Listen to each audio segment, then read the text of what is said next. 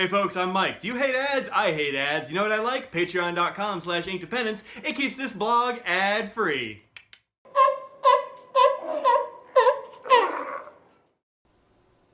Hello and welcome to an Inkdependence.com brief video review and water drop test. Today we have a very cool ink from Papier Plume. This is a very limited edition. Very few bottles of this are going to exist, but I got a sample of it. So thank you very much, Renso, for sending this out.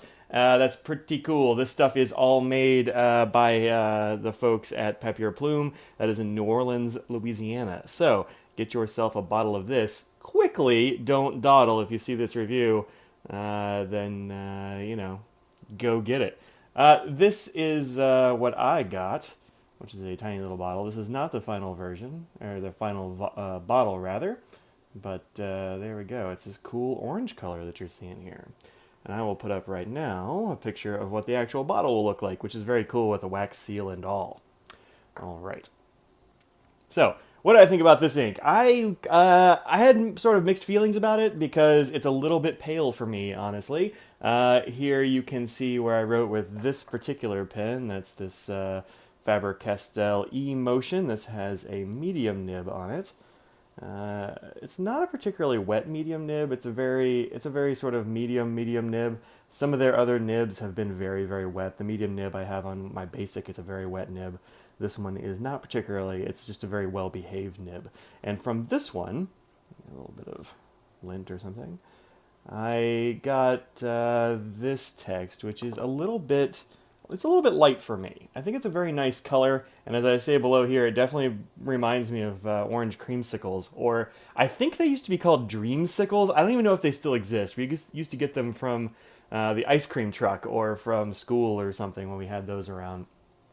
But it's a very cool ink. From this pen, however, which is this Conklin Crescent that I've had for quite a while, this is of the older variety. I think there might have been some changes made to them. They have a thinner, what do you call this, crescent on there now, that sort of thing. But this is a really good stub nib. I really like the stub nibs at Conklin and Monteverde, and seems like someone else. Anyway, there's another nib out there that's pretty much the same as this one. And anyway, this is a very good nib. It's quite wet, which is great for a stub. And I think you get a very cool color out of this one. So with more ink put down, I think it's even better. So if you have a wet nib, put this in there. One caveat to that is that you will have some bleed-through issues if you use a very wet nib. Let's go ahead and take a look at that right quick. Here are the writing samples on regular old Staples 20-pound copier paper. This is probably what you have in your office. This is probably the cheapest paper you can get from Staples, is my guess. And it doesn't hold up super well to most inks. This is the one I use as my sort of average copy paper test all the time, because it's what you're going to be writing on if you're not writing on cool paper like this Rhodia. So on the back, you see that there is some bleed indeed from this one, but this is, remember, the wet stub nib. This one is from that Faber-Castell, and there's hardly anything at all. So it behaves itself perfectly well if you use a regular old nib. If you use something big and fancy like a 1.1 stub that's pretty wet, you're going to have some bleed. But even then, it's not a huge amount of bleed. It's some, but it's not it's not devastating. I've seen some other inks that bleed crazy. This will have a little bit of feathering from these nibs if you use the big one. Now, I didn't really see any feathering here. Let's go ahead and zoom in right quick. I don't really see any feathering here. I guess there might be like some very, very small ones you're picking up on this extreme zoom here, but on this sample anyway. This one you get a little bit more. You see some in the Z's and you see some around. A little bit of feather, a little bit of spread. But again, that's a very wet nib, so you kind of expect that sort of thing. So the behavior on copy paper is not bad. It's pretty, pretty typical of what you would expect. All right. Oh, there's my microphone cord getting in the way. All right. So comments, you've already seen those. Let's go look at the color comparisons right quick. We'll zoom in just a skosh. A little bit of wobble in my my camera stand here. All right.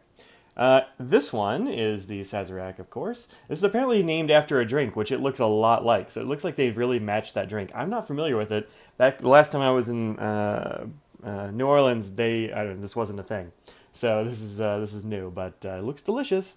This is the orange Boven, which is one of my favorite oranges. Underneath that, Bookbinder's Rat Snake, rather, which I have only just started using. I've barely used it at all, but it's sort of, I don't know. These three are the oranges that I had in pens, so I used those three. But this one is definitely less saturated than the other two. Still very cool. More shading than in the other two. Both of these are very saturated, so you just get that orange color. So if you want orange that's just like that, fine.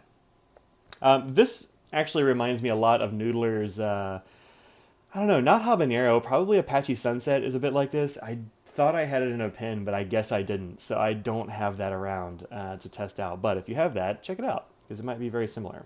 All right, underneath that, Cross Violet, which is nowhere close, but still a very cool ink, so I threw that on there. Schaefer Red, which is actually far more red here, far darker than it should be. I think maybe it's just dried up a bit in here. Let's see if I've got a, yeah, there we go. You can probably see that a little bit better. Anyway, it's supposed to be a bright red. I think it's dried up a little bit in the nib of this pen. I haven't been grading, so I haven't been using it. It still flows well, but you know, a little bit darker than it ought to be. And then Pelican Brilliant Black under here, which is very dark black. So there you go, just to compare those things. So this is got some good comparison there. All right, let's get the water test going here. And I've done this pretty recently, so this hasn't been sitting on the paper all that long. Bloop. And we'll put a bloop down there. All right, cool. All the bloops. All right. Looks very cool. Seems to be, you know, swirling appropriately. I think that's neat. Yeah, good. All right. So good enough. Let's go ahead and let it get it mopped up here very carefully so I don't splash it all over my desk. Definitely done that a few times. Rodeo paper is coated, so that's why I don't see the water soaking in. And voila, there we go. Not a whole lot came up, but again, it's a very not a very saturated ink, so I didn't expect to see a whole lot on the paper towel. But you don't see very much left here on the paper either, so there you go. Let's take a look at chromatography, and here it is, or still zoomed in. Bam. Let's move that up a little bit. That's better. All right, so this is the chromatography for this ink. It didn't have much left over here, as you saw on the left when it fled up the page here, or up this little strip. Not much left down here, just sort of a vague orange color, and then just orange going all the way up. A little bit of yellow maybe at the in the valleys there. So really just orange, maybe a tiny bit of yellow. So very very sort of singular hues in that one. All right, let's look at a couple of other sorts of paper that I wrote on this. I wrote this with, here we go. This is Tomoe River paper. This is in an ink journal brand, ink journals. And there it is. So this is Tomoe River, so it's also not going to soak through. You can see on the back, you see some ghosting or whatever, but you don't see any bleed through. It's just very thin paper. So there you go. This is from the Faber-Castell, and this is from the Conklin Crescent. You see much more of this sort of peachy orange color from this than you do here. Looks a little more peach, I guess, now that I'm thinking about it. Anyway, there you go. So that's the Tomoe River sample.